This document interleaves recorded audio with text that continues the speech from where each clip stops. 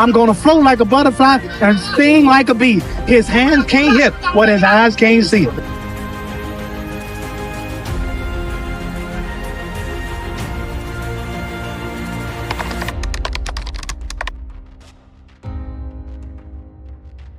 Here's a story you've never fully heard.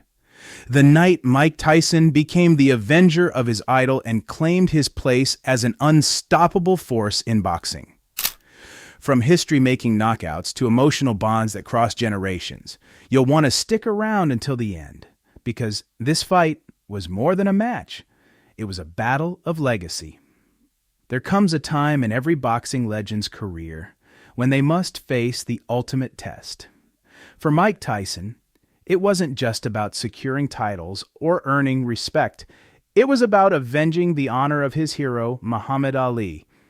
Welcome to the Big Fight Recap, where today we unpack one of the most electrifying nights in heavyweight history, Mike Tyson versus Larry Holmes. Why was this fight so much more than just a clash in the ring? And what did it mean for the legacies of Tyson, Holmes, and Ali? Let's find out.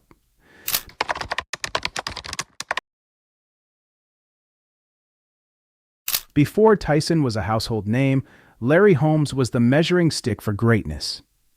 In 1978, Holmes shocked the world by defeating Ken Norton in a match that came down to a breathtaking final round.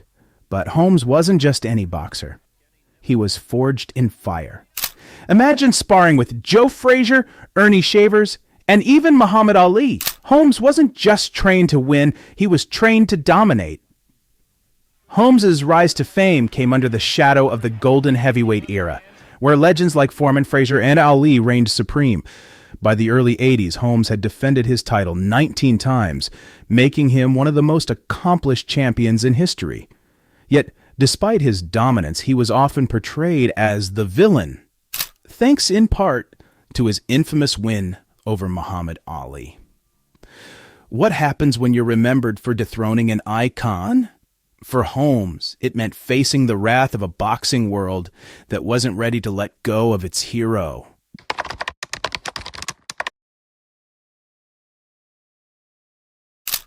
For Mike Tyson, Ali was more than a fighter. He was a god. Growing up in a tough Brooklyn neighborhood and training under the legendary Cus D'Amato, Tyson idolized Ali's charisma, skill, and fearlessness. But here's where it gets personal. Tyson wasn't just a fan of Ali, he was devastated by Holmes' brutal defeat of his hero in 1980. That fight wasn't just a loss. It was a heartbreak that lit a fire in a 14-year-old Tyson. On the night Holmes defeated Ali, a young Tyson listened in as Cus D'Amato consoled his fallen friend over the phone.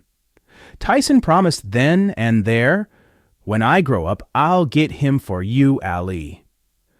This wasn't just a fight, it was a promise fulfilled. A chance for Tyson to avenge his idol and cement his destiny. After a 2-year retirement, Larry Holmes returned to the ring at age 38 to face Tyson, the reigning heavyweight champion. The media billed it as a clash between the old guard and the new, but the stakes were much higher than they seemed. Holmes wasn't just fighting for another payday, he was fighting to reclaim respect. Tyson wasn't just fighting for dominance, he was fighting for vengeance. The world was watching, and the pressure was immense. Have you ever seen a fight so steeped in history that even the fighter's emotions became part of the narrative? Let's step into the ring to see how it unfolded. Round 1 began cautiously. Holmes, known for his technical skills, played it safe, trying to outbox Tyson from a distance. Tyson, on the other hand, stalked his prey, throwing jabs and hooks with calculated precision. It was like watching a storm gather on the horizon. You knew it was coming, but the exact moment was impossible to predict. By round 2, the storm hit. Tyson found his rhythm, landing clean punches that rocked Holmes. In round 3, Holmes tried to fight back, but it was clear he was outmatched by Tyson's speed and power. What happens when a technical genius meets a force of nature? Holmes found out in round 4. Midway through the fourth round, Tyson landed a right hand so devastating that Holmes hit the canvas. Holmes got up, barely, but another series of hooks sent him down again. This time, there was no getting up. And just like that, it was over. The crowd erupted, and history was made. But what did Tyson say in the aftermath? His words were as shocking as the knockout itself. Post-fight, Tyson didn't gloat. Instead, he showed respect for Holmes, calling him one of the greatest champions in boxing history. Imagine this. You've just defeated one of the most iconic fighters in history, and instead of boasting, you humbly acknowledge their greatness. That's what made Tyson more than a fighter. It made him a legend. Holmes, too, went on to prove his greatness.